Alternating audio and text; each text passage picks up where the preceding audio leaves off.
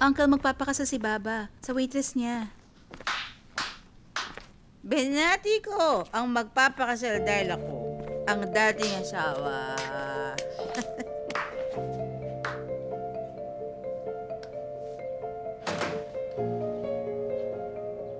Tumayo ka na. Nag-aalala na yung anak mo. Umayos ka na nga muna. Tayo. Relax ka lang. Dito ka lang. Dito ka lang. Nabalita mo na? Oo. Pero hindi na natin problema yon. Ganon? So, kaninong problema yun? Tama na. Tama na yan. Alam mo, huwag mo na gawin ito sa sarili mo. Hanggang ngayon, hindi mo pa ba kilala si Halit? Si Leila dapat ang iniisip natin. Hindi siya dapat maawa sa sarili niya. Binalaan niya na tayong lahat. Pero hindi tayo nakinig. Magpahinga ka na.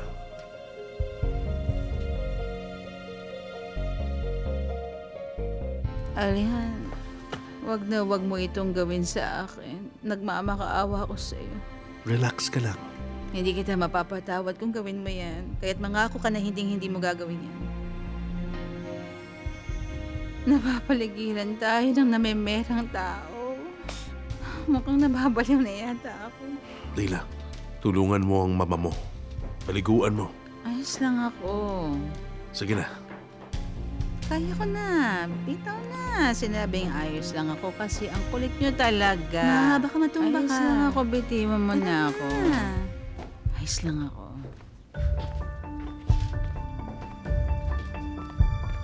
Abla, uminom ka muna ng tubig. Inumin mo muna to. Di pwede. Di pwede to. Abla, nangyari na yon. Wala na tayong magagawa. Sinabi ko na kasi sa'yo, hindi na natin dapat idinamay si Halit. Eh kasi, naging masama ka kay Azra. Pabor yun kay Yildiz. Nalaman niya ang ugali ng mga babaeng malapit sa kanya. At pinili niya ang pinaka-naive sa kanila. Mahina ka, Halit. Hindi ka nag-isip. Hindi siya mahina. Tayo ay may kagagawa nito. Hindi matutuloy ang kasal. Hindi pwede. Paano mo pipigilan yon, ha? Nangyayari na nga. Ang kailangan mong gawin, buksan ang mga mata mo. Hindi matutuloy ang kasal.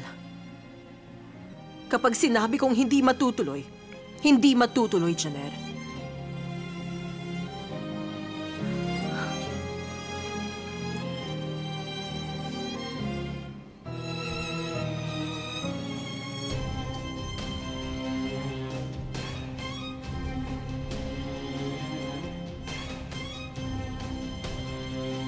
Ito yung number ng abogado ni Halit. Ano bang gagawin natin dyan? Malalaman mo pagtawagan mo. Humingi ka ng appointment. Huwag mo sabihin pangalan ko kasi baka ayaw niya ako makausap. Gumawa ka ng pangalan at makipagkita ka. Malalaman mo ang plano ko. Ang bagal mo, ang bagal mo! Isip.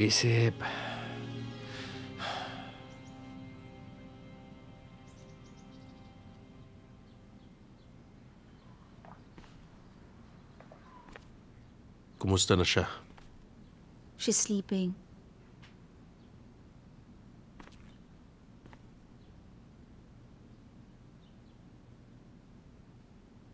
Wala naman nagbago dito. Rich old man falls in love with a beautiful young woman. You know, pinakilala niya sa amin si Yildiz kagabi.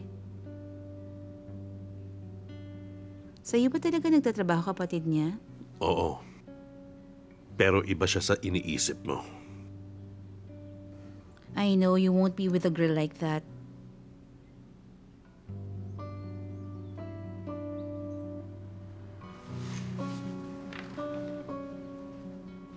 Sige.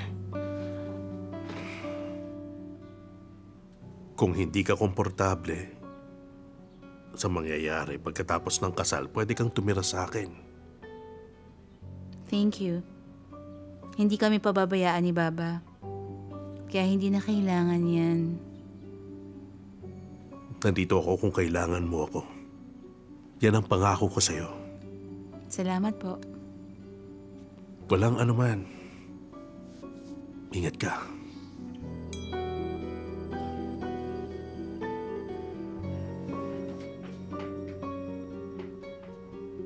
Uncle, maghahanda po ako ng kape. Gusto mo din? Sige.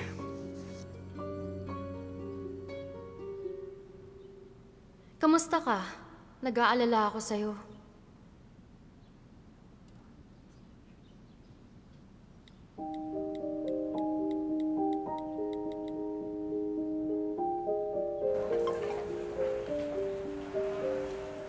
Hindi maganda lagay ng kapatid ko. Sinamahan ko siya.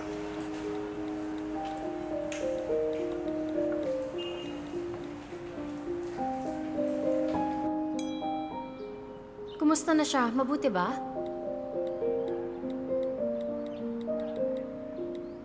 Mas mabuti na siya. Nagpapahinga na.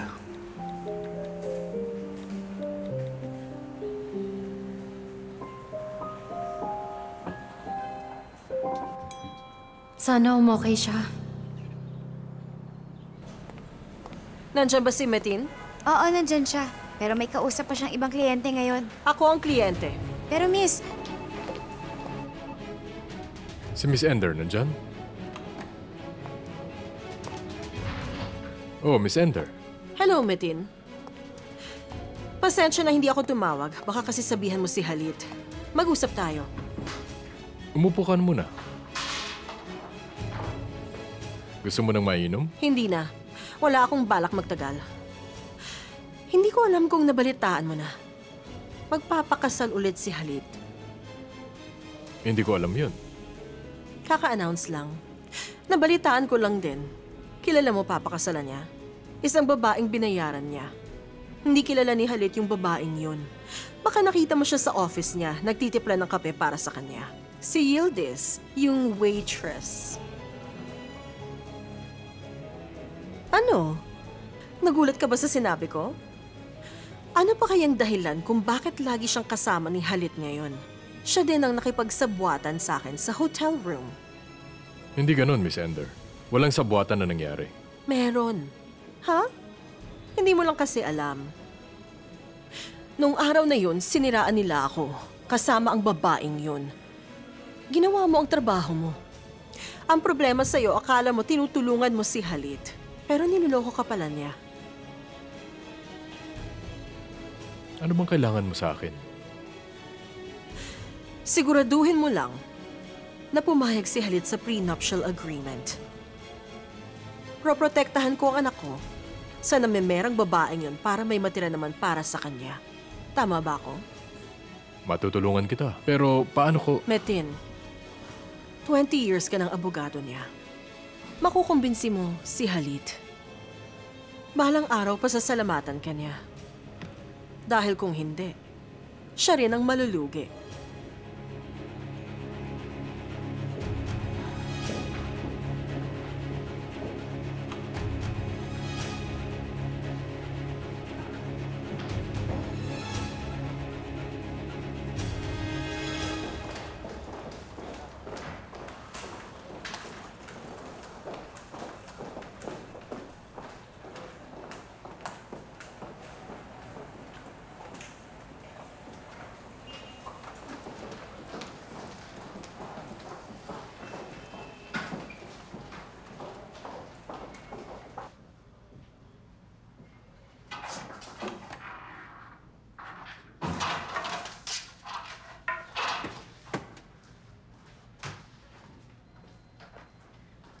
Kumusta kapatid mo? Ayos, okay naman siya. May maitutulong ba ako? Wala naman, salamat.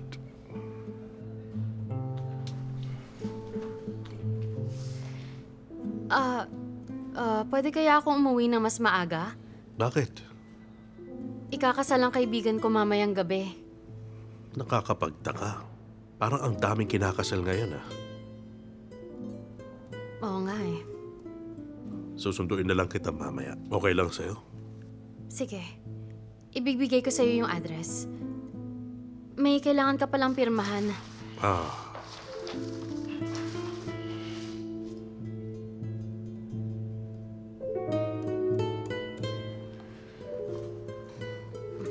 Okay Okay ka lang talaga? Bakit may dahilan ba para hindi ako maging okay? Wala. Wala naman. Basta okay ka. Oo, relax ka lang. Okay. Excuse me.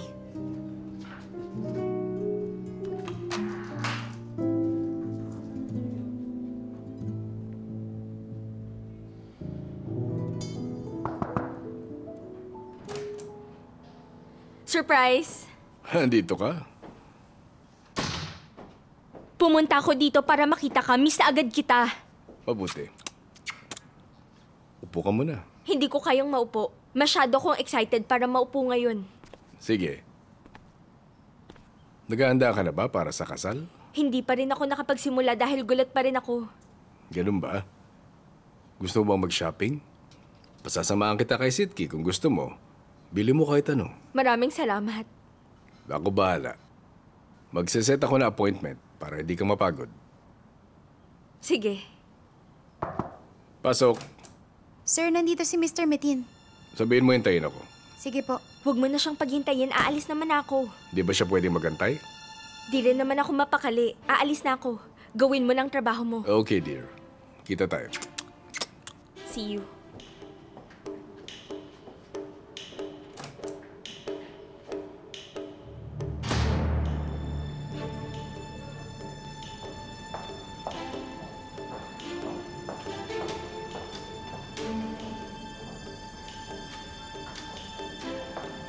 Sino ba siya?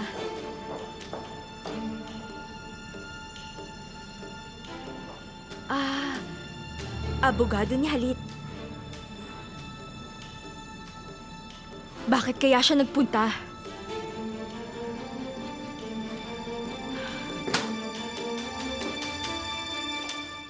Abla, ano nangyari?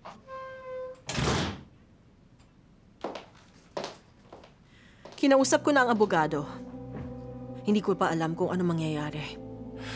Abla, huwag ka naman sanang ganyan. Alam mo naman kasi minsan, dapat pinapabayaan na lang. Pagsisisihan ni Halit na iniwan niya ako. Isusumpa niya ang araw na nagpakasal siya kay Yildiz.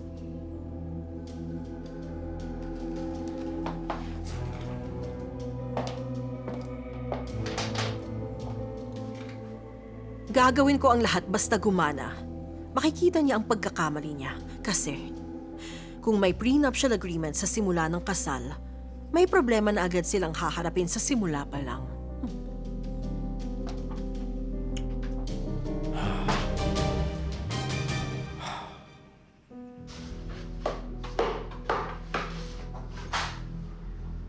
Uy! Nandito yung ikakasal!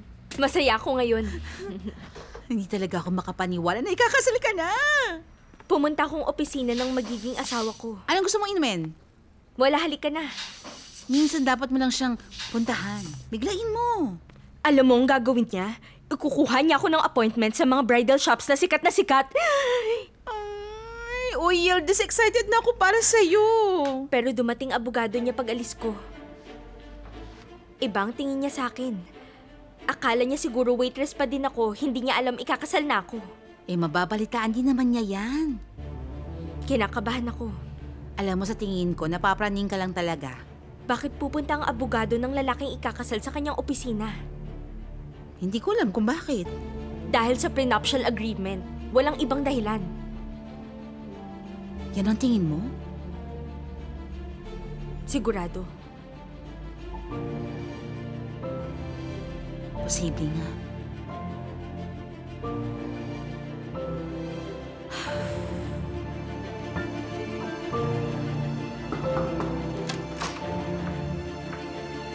Kamusta, Halit? Kumusta ka? Okay ka lang? Pasok ka muna. Napaisip ako sa sinabi mong gusto mo akong kausapin. May problema ba?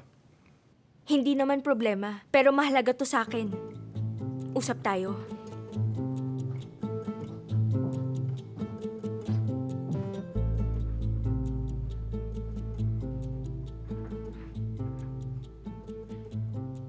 Makikinig ako. napaisip ako matapos ang dinner kasama ng pamilya mo. Maliban kay Erim, alam ko na hindi ako ganun nagustuhan ni Zera at ni Lila. Di ba sinabi ko sa'yo, huwag kang isip ng ganun. Alam ko, pero sana magustuhan nila ako. Meron akong naisip. Ano yun? Gumawa na lang tayo ng prenup. Hindi ako makapaniwala sa babaeng yun. Sobra na ang kasamaan niya, hindi ba? Pumunta pa talaga sa opisina mo para takutin ka ng ganyan? Naintindihan ko kung bakit ganyan ang nararamdaman mo. Pero trabaho kong protektahan ang lahat ng benepisyo mo. Sa tingin ko mas mabuti kung may prenup kayo. Ano ba tingin mo sa akin? Hindi marunong? Hindi po, sir. Inaalagaan ko talaga ang kayamanan ko. Ihanda ko na kung gano'n ang gusto mo. Pero antayin mo muna ang tawag. Gusto ko kasi makausap muna si Yildiz tungkol sa mga bagay na ganito. Sige.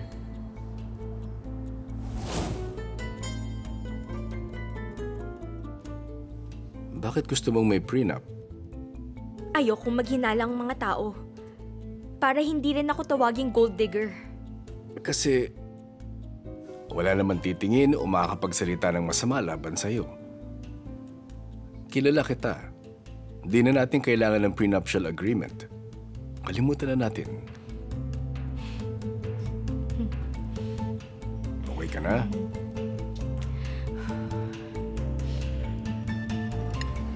Nasasabik na ako sa launching natin. Hindi na nga ako makatulog. Ikaw, Mrs. Sander, ganun din ba nararamdaman mo? Siyempre naman.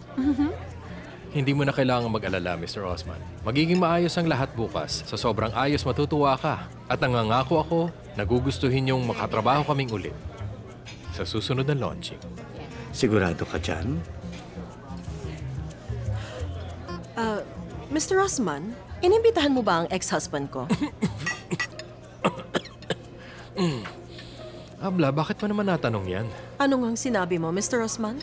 Oo. Siyempre, inimbitahan namin siya. Pero hindi naman niya alam na kami ang nag-organize, di ba? Hindi. Ang kumpanya ang nagpadala ng imbitasyon. Bakit? Wala. Hindi na kasi mahalaga yon. Nagpapasalamat akong sinusuportahan niya ako. Gusto kong masorpresa siya pag nakita niya ako doon. Mahilig siya sa sorpresa. Handa rin ako sa mga bagong sorpresa.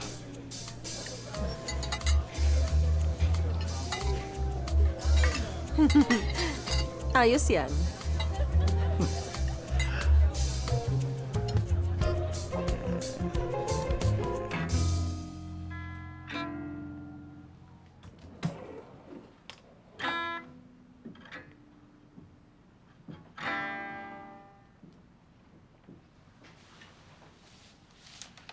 Baba, bukas pa ilaw mo. Di ba nag-uusap na tayo na hindi ka dapat magpuyat? Alam ko yung baba, pero kailangan ko mag-practice.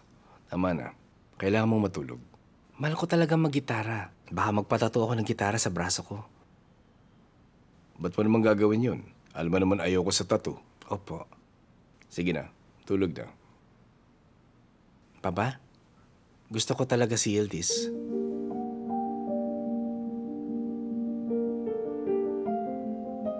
Talaga? Nung una, nahiya ako. At syempre naman, natakot din ako. Bakit nagbago isip mo? Hindi ko alam. Kasi palangiti siya at mahilig din siya sa music. Kinakausap nga din niya ako. Mabait naman siya. Totoo yan. Tsaka baka pwede tayong manood ng concert? Masyadong maingay para sa akin yan. Pero siguradong akong sasamahan ka ni Yildiz kung manood ka ng concert. Sasamahan niya ako? Siyempre. Ang anak ko talaga, oh.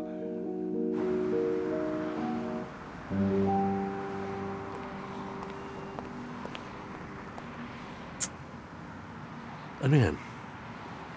Yung bouquet? So talaga bang nakipag-agawan ka para makuha mo lang ang bouquet na hawak-hawak mo? Hindi, nahulog lang sa harap ko. Sa tingin mo, ano bang dapat kong ginawa? Sinipa ako na lang? Sige. Ano bang opinion mo sa bagay na yan? Tungkol saan ba? Sa kasal? May bala ka bang magpakasal? Ewan ko, hindi ko pa yun iniisip.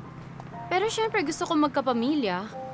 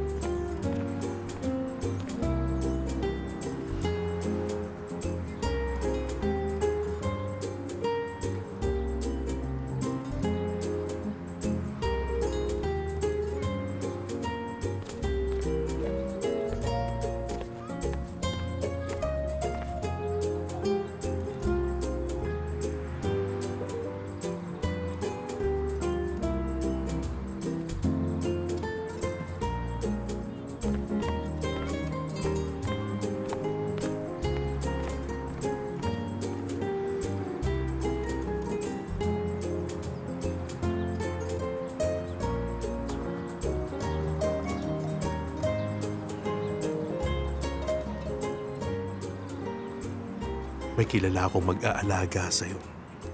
Huwag kang mag-alala.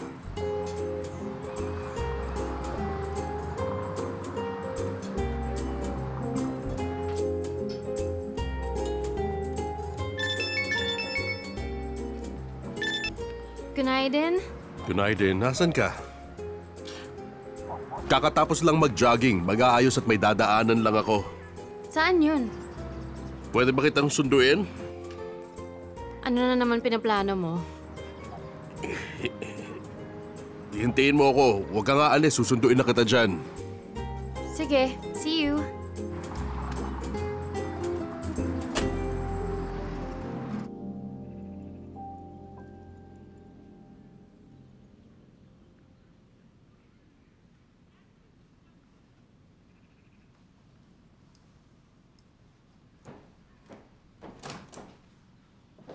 Janer? Janer! Tingnan mo, maganda ba? Abla, nagpapaganda ka ba para sa event ni Osman o para mapansin ka ni Halit? Sagutin mo na lang tanong ko. Maganda ba? Oo na, maganda ka na. Pero wag mong munang tanggalin ang tag niyan, ha? Alam mo na, ibabalik pa natin yan. May itatanong ako sa'yo. Alam mong, kukuhanan nila ako ng madaming pictures doon. Ilalagay yun sa magazine. Di ba nila may isip na isinuot ko yun nung event? Walang problema yan. Sabihin mo na lang na galing yun sa ibang tindahan. Yun lang ba ang tindahan na may ganong damit? Eh, hindi ka pala masyado marunong sa mga ganitong bagay. Dapat masanay ka na. Hindi naman ganon kadali. Uy, may ipapahanda ka ba sa akin? Wala naman. Magsusukat pa ako. Okay lang. Sige, bahala ka. Mauna na ako.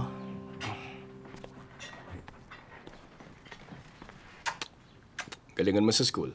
Bye-bye. See you. Ingat ka, dear.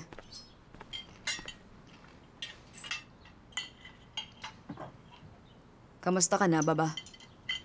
Nakahanda ka na sa kasal? Maayos naman.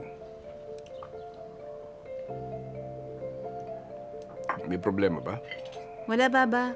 Walang problema. Zara? Wala.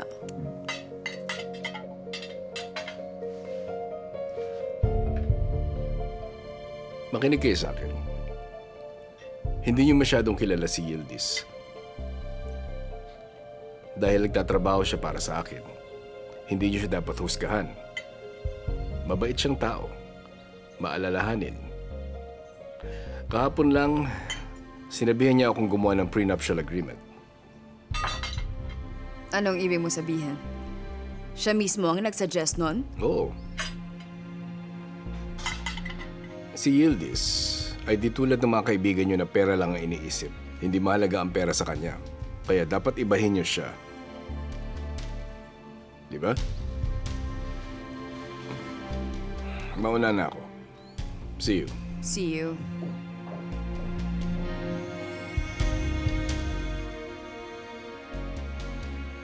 Nakakasyak, di ba? Hindi pala siya gaya ng iniisip natin. Hindi mahalaga ang inaalok niya kay Baba. Ang mahalaga ang sinabi ni Baba sa kanya. Ah.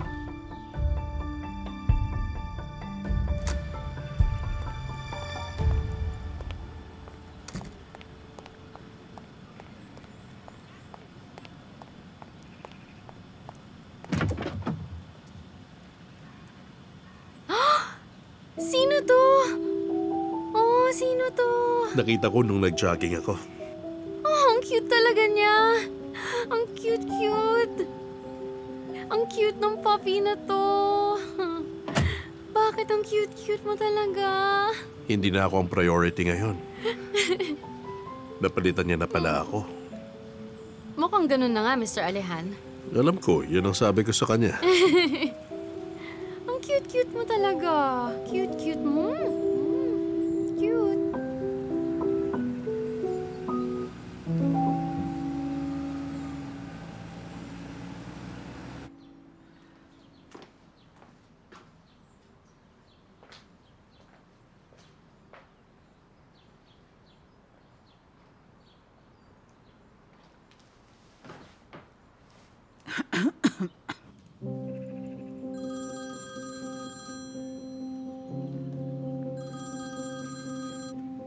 Hello? Ender, si Zerin to. Nakuha ko kay Lila yung number mo. Zerin? Pwede ba tayo mag-usap? Nakikinig ako. Hindi sa telepono. Mag-usap tayo ng harapan. Sige, walang problema. Saan tayo magkikita? Okay.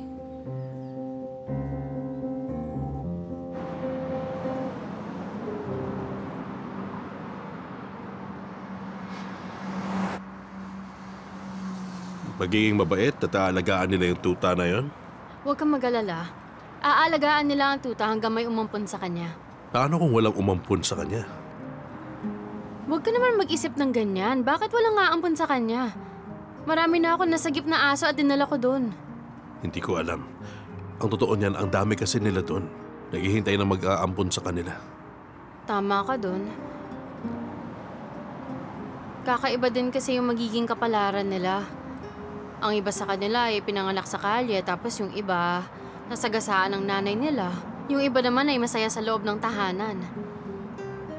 Sa kasamaang palad. Pero ginawa naman natin ang lahat para mailigtas siya. Oo, tama ka. Tingnan mo kung gaano kalaki ang donation mo sa kanila.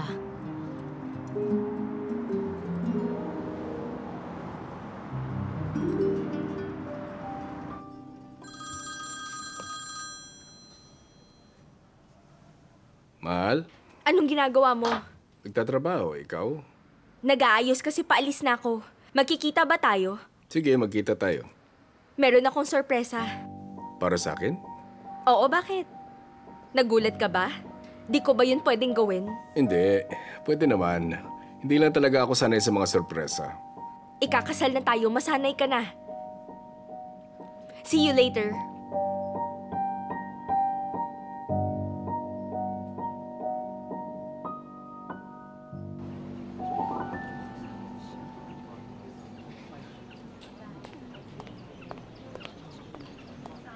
Hello?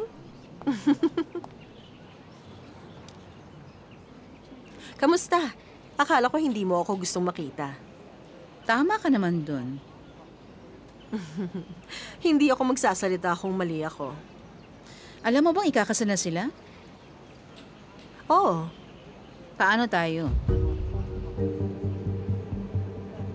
Tayo ba? Tama bang dinig ko? Tayo, really? Ender, tama na.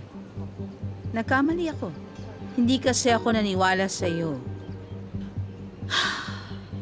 Hindi na natin mababago ang isip ni Halit sa puntong ito. Kung kalimutan mo muna ang lahat na nangyari sa atin noon, magagawa natin ang paraan ito. Paano kaya? Hindi naman natin kailangang maging magkaibigan. Pero pwede naman siguro tayong magtulungan. Kasi titira ang babaeng yun sa bahay kung nasaan ang mga anak natin. Di ko pa nababanggit ang kapatid niyang secretary ni Alihan. Hindi nakikinig sa akin si Alihan. Siyempre, hindi. Excuse me, may I take your order? Wala naman akong order din.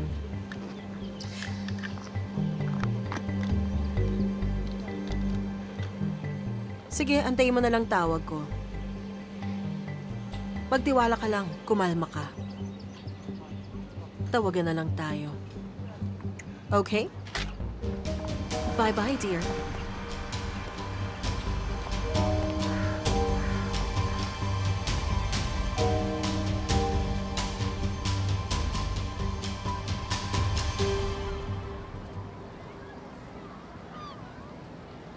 Sasabihan ba nila tayo pag naampun na siya?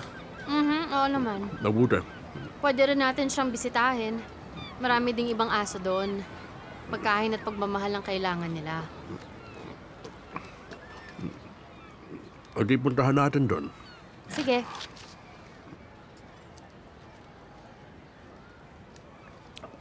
Matagal na akong di nakakain ito. Sinabihan na kitang dito para sa'yo. Naalala ko ng bata ako. Pinadala ako ni Baba sa ganitong lugar. Bakit? Buhay pa ba siya? Hindi. Namatay na siya. Ganun ba? I'm so sorry. Oo nga. Siya ang pinakamahalagang tao sa buhay ko. Ang hirap. Sobrang hirap nun para sa mama mo. Sobra. Nahirapan talaga siya.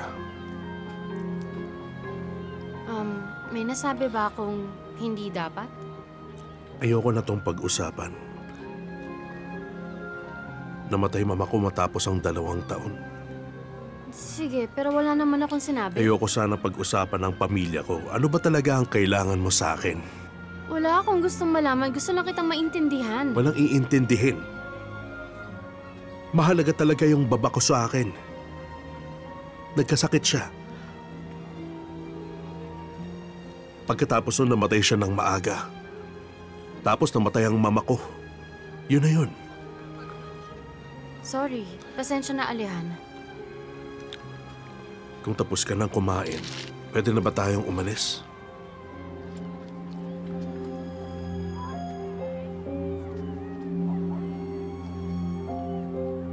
Maraming salamat.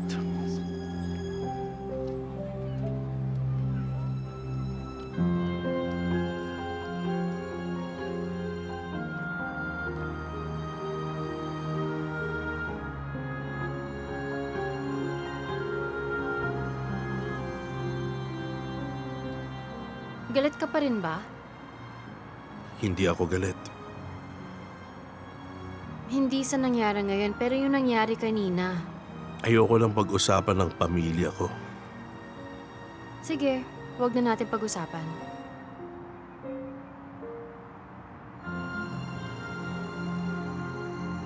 Hindi ka naman heartbroken. Siyempre, hindi naman. May mas malala ka pang sinabi dati. Oh. Masamang biro yan. Lumabas ka na ng kotse. Nagbibiro lang ako. Nasa-stress na naman ako eh. Bakit? Saan ba? Ang tagal na nating wala sa trabaho. Baka sabihin nila, bakit wala na naman ang 2 to? Hindi. Busy sila sa kanilang trabaho. Di nila tayo mapapansin. Oo nga. Natatakot siguro sila kasi ikaw ang boss nila. Pero kailangan pa rin natin mag-ingat. Hiwalay tayong papasok. Ayos ba yun? Kalmado ka na? Medyo. Pasok po.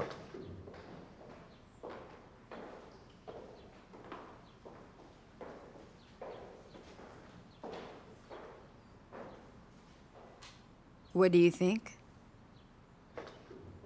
Pwede na rin to. Maganda ang location pero hindi ko alam. Alam mo, ayokong makarinig ng pwede na to. Kaya sige, hanap ng iba. Maghahanap tayo hanggang makakita tayo ng maganda talaga. Ikaw lang ang kilala kong gustong perpekto ang lahat. Senandir, ito ang magiging signature natin. Kailangan ipakita mo sa mga taong yun kung sino ka talaga. At ako naman, ipapamukha ko sa baba ko na kaya kong wala siya. Tama ka naman. Tara, maghanap na tayo ng mas magandang lugar. Sige po.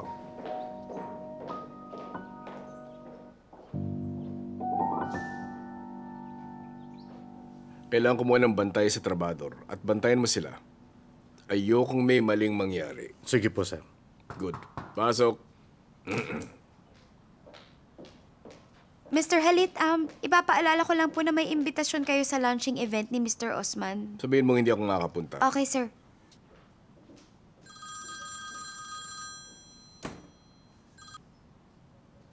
Hello? Hi, sweetheart. Nakalimutan kong magkikita pala tayo.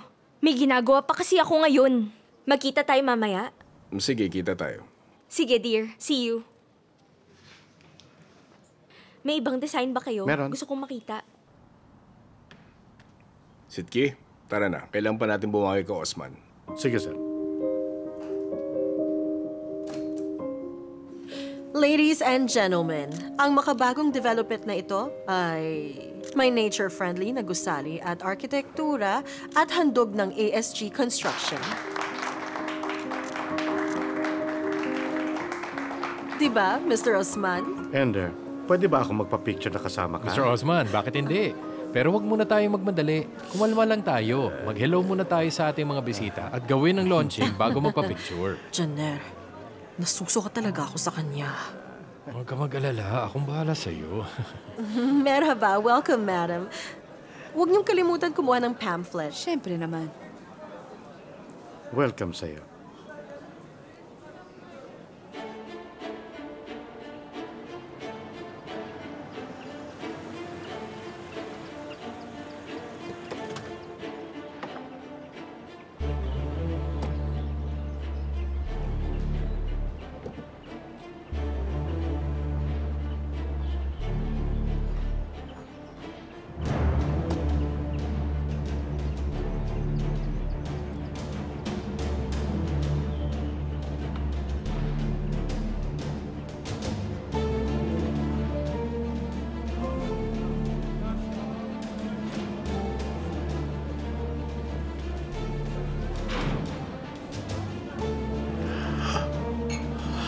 Halit.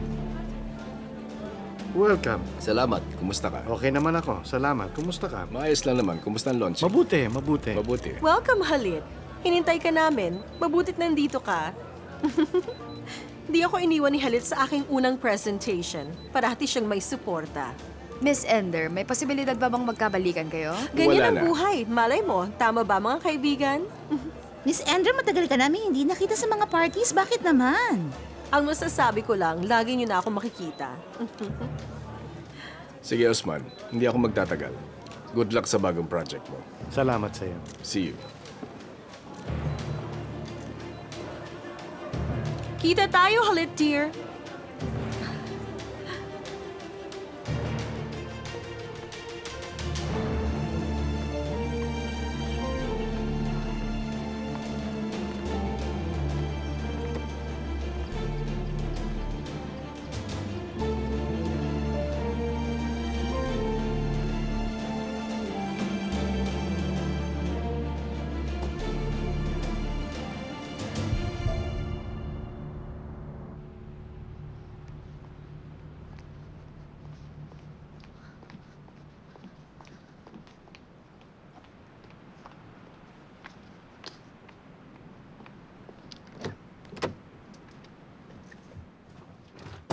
Nasaan si Sitki?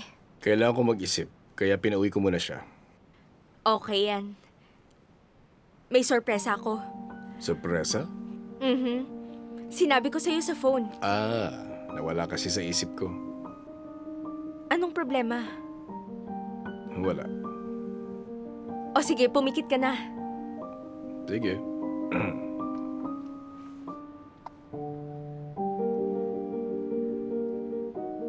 Dilat, Ano to? buksan mo na.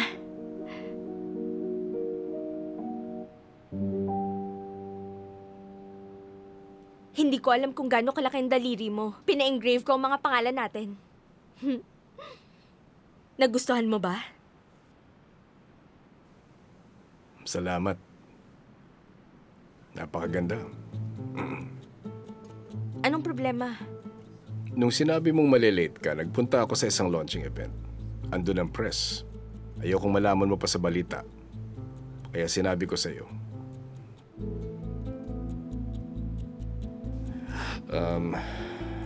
Si Ender pala yung nag-organize.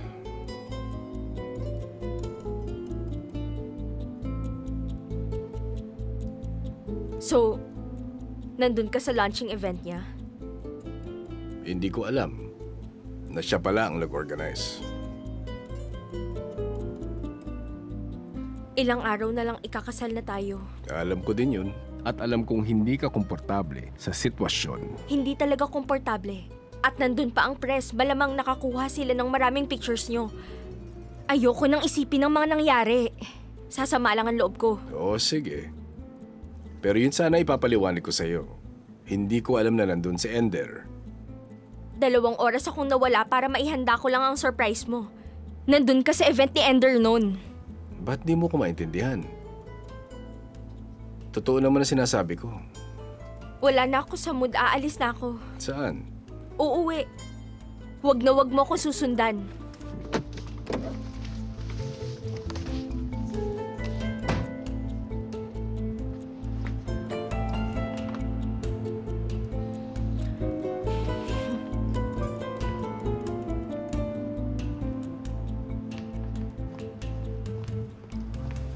Sitki, ibigay mo sa akin ang address ni Ender.